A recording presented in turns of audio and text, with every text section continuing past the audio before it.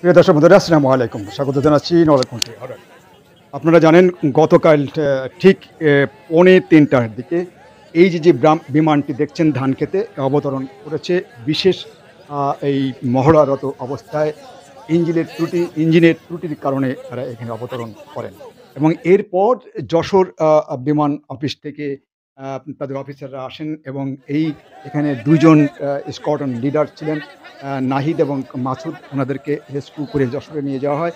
তারপরে উৎসুক জনতা এই মাঠে ভিড় করেন এই বিমান দেখার জন্য। কিভাবে এই ধানক্ষেতে বিমানটি পড়ে রয়েছে এই বিষয় নিয়ে উৎসুক জনতা চারিপাশে ঘিরে ধরে। আমরা গতকালকে আমাদের একটি নিউজের এই কনটেন্টটা আপনাদেরকে দেখাবার চেষ্টা করেছিলাম। আজও আপনাদের সামনে ফিডব্যাক দেওয়ার চেষ্টা করেছি। এখানে অনেক মিডিয়ার লোকজন আসেন এবং তাদের সাথে অফিসারগণ এখানে এসে ভরপুর হয়ে যায় এই মাঠে।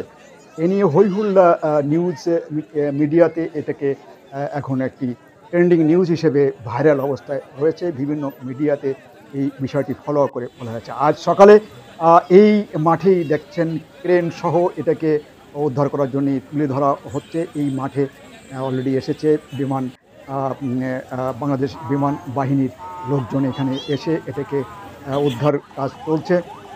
প্রিয় দর্শক বন্ধুরা, আপনাদেরকে দেখাবার চেষ্টা করছি কিভাবে এই ক্র্যাশ হয়ে যাওয়া অথবা বিশেষ কারণে অবতরণ হওয়ার পরে এই বিমানটাকে কীভাবে ক্রেনে তুলে নেওয়া হচ্ছে। ইতিমধ্যে এই দৃশ্য দেখার জন্য এলাকার উৎসুক জনতা প্রচুর পরিমাণে ভিড় করেছে। ইতিমধ্যে এই মাঠে রয়েছে অনেক সাংবাদিককে সহ এলাকার বিভিন্ন বয়সের মানুষ। এখানে দেখা যাচ্ছে যে এই ক্রেনে তুলে নিয়ে একটি বিশেষ বাহিনী উদ্ধার কাজ করছে। এই উদ্ধার তাদের মধ্য দিয়ে বিমানটি হয়তো আজ এটা তুলে নিয়ে যাওয়া হবে তাদের নির্দিষ্ট জায়গায়। প্রিয় দর্শক বন্ধুরা, আপনারা দেখছেন এই তথ্যচিত্র আমাদের মাঠ পর্যায়ে রয়েছে। আমাদের সহকর্মী সৈয়দ সম্রাট আলী, বিশেষ প্রতিনিধি নড়াইল কণ্ঠের পক্ষ থেকে তথ্যচিত্র তুলে ধরে এই প্রতিবেদনটি করা হলো। সকলকে অসংখ্য ধন্যবাদ।